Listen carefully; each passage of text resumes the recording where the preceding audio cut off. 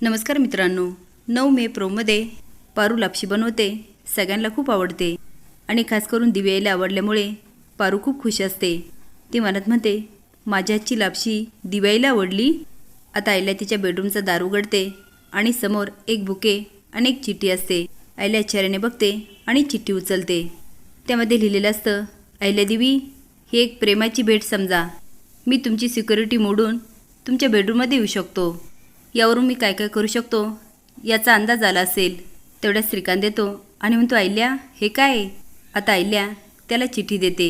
श्रीकांत चिठ्ठी वाचतो आणि रागात म्हणतो, कोण आहे हा?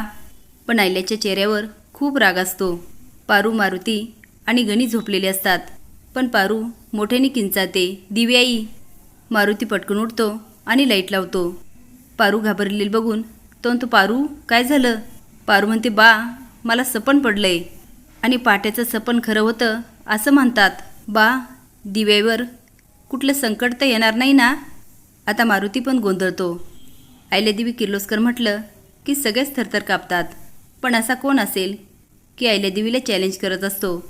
आणि विशेष म्हणजे अहिल्या पण त्याला ओळखत असते, पण श्रीकांत ओळखत नसतो. तर तुम्हाला काय वाटतं, असा अहिल्याचा कोण दुश्मन असेल?